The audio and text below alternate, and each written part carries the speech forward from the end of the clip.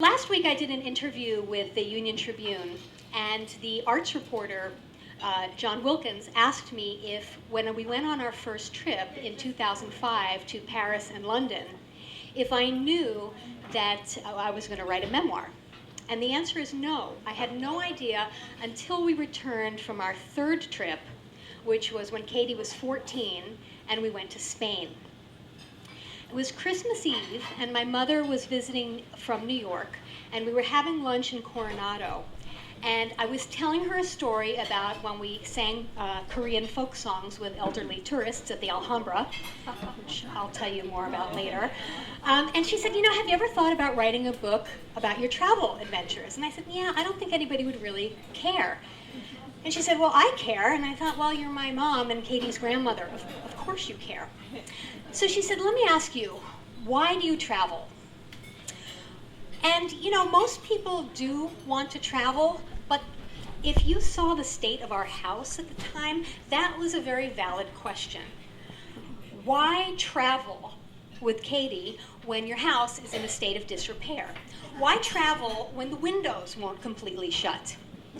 Our kitchen looked like something straight out of the 70s. Actually, it is something straight out of the 70s. We have blue Formica countertops, and there is this appliance that's coming out of the splash wall, this metal thing that we have no idea what this does, but some people have speculated that it was once used to cook meat. Our oven has two settings, off and hot. And our bathroom floor was covered with a wooden board. So why travel when home repair would have been a far more responsible choice? Well, there was something really compelling me to take Katie to Paris. And I wish I could tell you that it was my great spirit of adventure or my delightful joie de vivre, but it was actually fear that drove me. My father died when I was 19 years old, and for as long as I could remember, I've always been nervous that I was going to die early too, which is not a logical fear, but fear is rarely logical. So I was terrified that if I met the same fate as my father, what was my child going to remember? And she was about 7 years old when I asked myself this question, and I started listening to what she brought up as important and memorable to her. And one day she said, Mommy, remember when we went to New York and it was pouring rain and we walked out of the Metropolitan Museum of Art and this taxi drove by and splashed us with water? I said, oh, I remember, yeah. And she said, do you remember when we went to Florida and went to Disney and then drove to Nassau? And these were the memories that she was bringing up, and never once did she mention our ugly kitchen. So I decided that I'd start saving up and take her to Paris so that if, God forbid, I were to die young, I could jam-pack her mental scrapbook with beautiful memories, and then when I was on my deathbed, I could very dramatically deliver my exit line that we'll always have Paris. Another reporter asked me if Katie taught me anything on these trips. By the time the book was written, Katie and I had traveled to London, Paris, through Italy, through Spain, to Prague, Berlin, Amsterdam, and then we headed back to Paris. And when this reporter asked me, I have to say I felt a little guilty because my intent was to take Katie to Europe and teach her about the world. But what happened was that Katie taught me about life.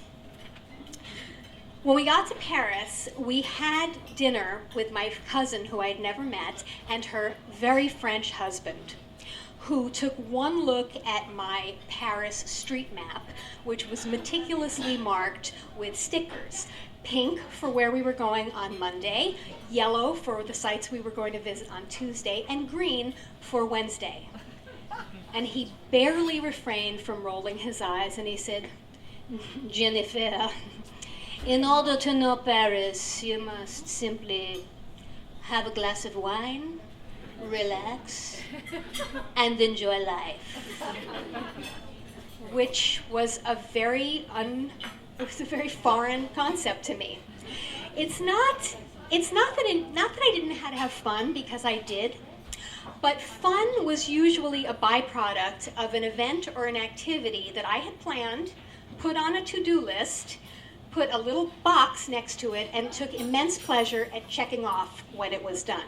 So the idea of just enjoying life as its own activity was very, very strange and French, but I thought I'd give it a try.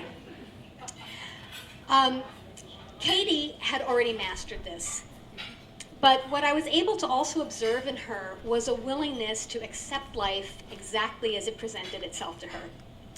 On our second day in Paris, we went to a cafe where babies were not allowed, but dogs were just fine. There were these like Chewbacca-sized furry animals sitting at their owner's feet. And everything that we had experienced in the last 2 days was new and different. So I think Katie was kind of grasping for the familiar, and she ordered a hamburger. But when the French waiter brought it to her, it was like nothing we had ever seen at In-N-Out Burger or from Daddy's Grill. On top of the meat patty was a sunny side up egg. And I thought, oh my God, this is going to be a defining moment in our travels. How is she going to react? And she just shrugged her shoulders and said, well, I guess in France, you get breakfast with your lunch. And that was really her attitude through the entire trip. Later, during the same trip to Paris, we had the opportunity to sleep at the Shakespeare and Company bookstore on the left bank. You've been there? I want to go. You want to go there? Has anyone been there? So when you go, it's a charming, old, musty bookstore that's a converted 16th century monastery. It's everything a bookstore should be. And then, if you look closely, you notice that there are cots tucked away discreetly in the bookshelves. And they told us that if you were a poor young traveler, they called them tumbleweeds, you can sleep in the bookstore in exchange for a few hours of work in the store the next day. Or, if you're a writer, you are invited to stay at the writer's studio. So Katie thought this sounded really cool, and we asked if we could stay over. They said yes, and they told us that this was such an honor because Henry James had slept there as well. And then we checked in at midnight, and we realized that they hadn't changed the sheets since Henry James slept there. It was rough. We looked at the room. Katie's bed was actually a door resting on 2 file cabinets of unequal height, and a yoga mat was thrown on top. They showed us that there was a sink, but when we turned on the faucet, water didn't come out, but a tornado of gnats did. And they said we should help ourselves to some snacks. There was a box of Ritz crackers. Andy Griffith was like 30 on this box of crackers. So it was very hot. It was Bastille Day, July 14th. And of course, this place does not have air conditioning. So I opened up the window, and Katie and I, at the very same time, shared our impressions of the Shakespeare and Company Writer's Studio. I said, "Ugh, I smell hot garbage from the dumpster downstairs." And she said, "Look at our view of Notre Dame." So lesson number 1 from Katie: hold your nose and look for what's beautiful. 3 years later, we were in Florence, and we were on our way to see Michelangelo's David at the Accademia. And on our way there, we heard the most beautiful singing, this music, and we drifted over to this nondescript building, and just as we got to the entrance, an Italian man with dark curly hair and red pants opened the door and said, "Ciao, bella," which we heard, we were there about a month, and we must have heard that 100 times a day, and I've got to tell you, it never gets old. We've got to start saying that here. So he said, "Ciao, bella. Are you here?" Oh, no, I said, "What's going on?" I said something that loosely translated to, what is music? And he told us that this was a music school and the opera students were taking their final exams. So then he said, you have come to listen? And I'm thinking, does he mean, do we want to come and listen? Does he mean, are we expected guests? Is this an existential question? And I'm busy wringing my hands over the meaning of all this.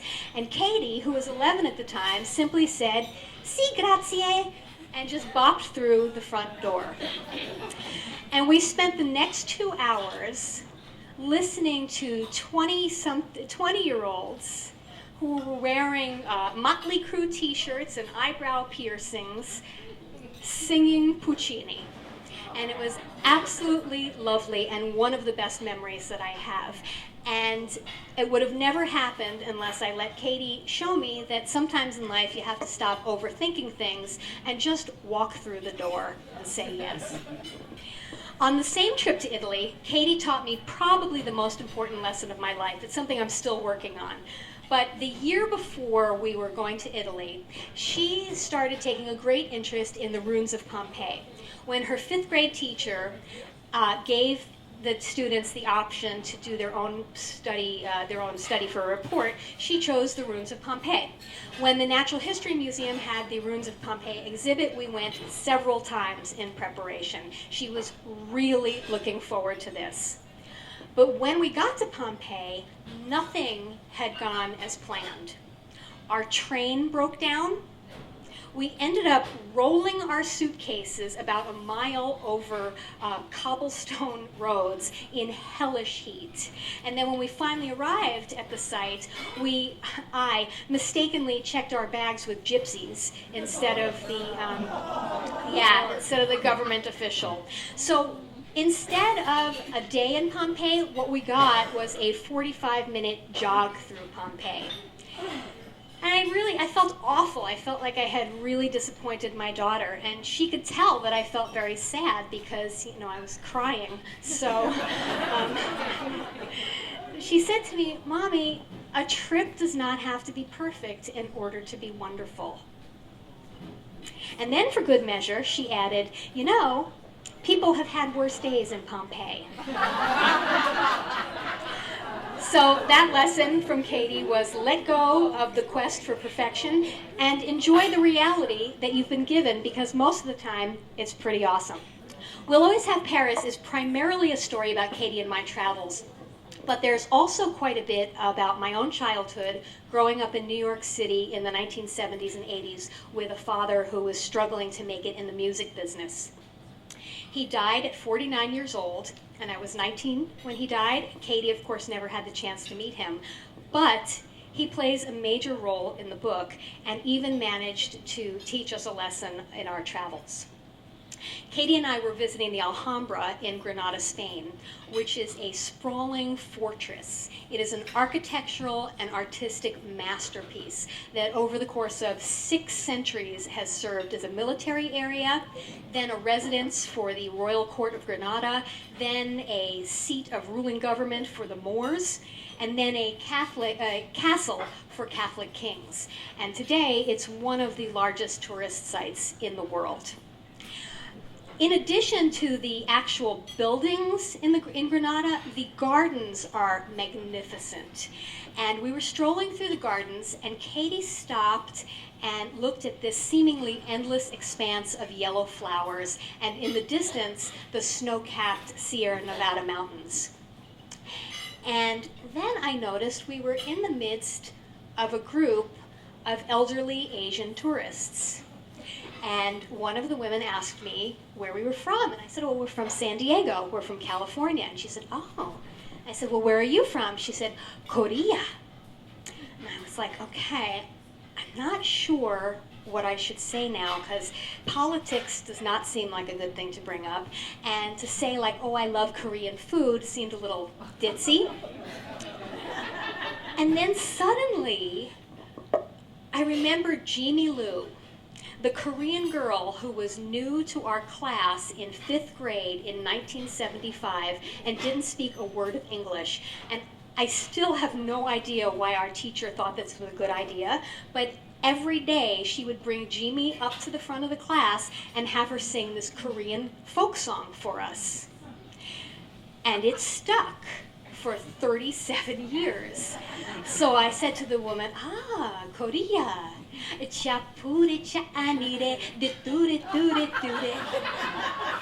You could hear 12 gray heads swoosh around.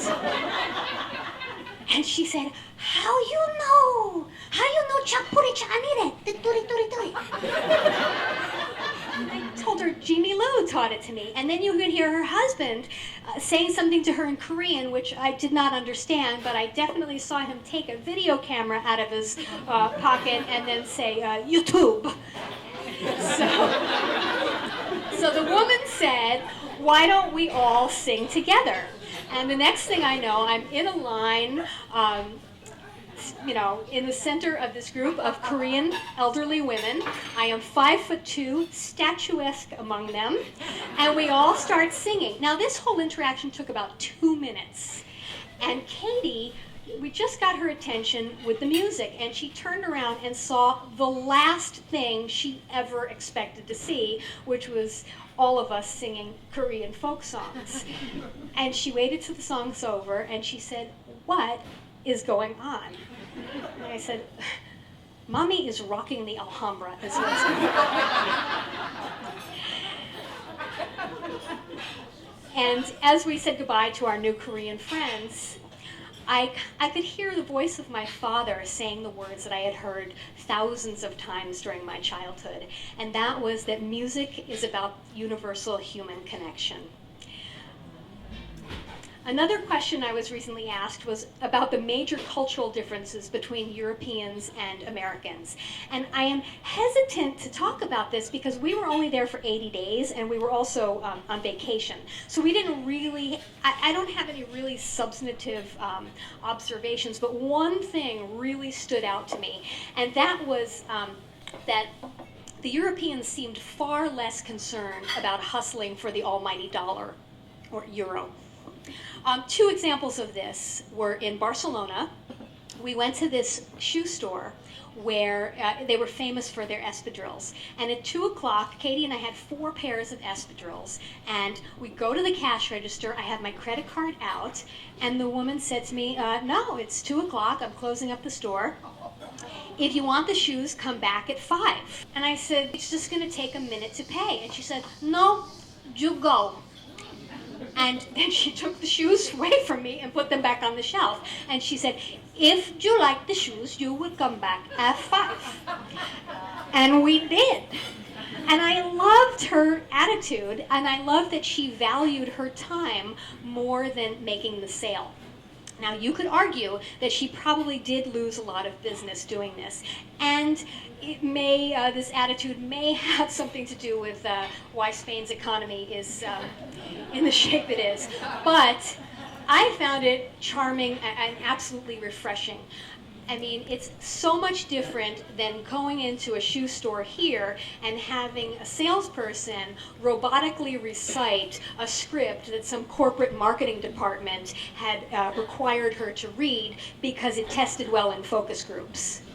We had a similar experience in Caracas, which is on the northern coast of Spain. It's one of the points in the Salvador Dali Triangle. And Katie and I were having dinner in this beautiful little restaurant that was once a house, and it was chiseled into the side of a cliff that overlooked the bay that led to the Mediterranean Sea. And in our room there was room for 3 tables.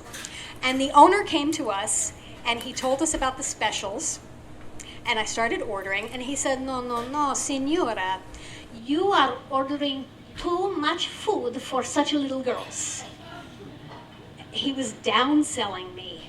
This was the owner of the restaurant telling me I was ordering too much. Can you imagine ever going to a chain restaurant here in the United States and having a waiter tell you, no, you don't want fries with that. And then he said something really amazing. He said, if you want more, I will make you more. We have all night.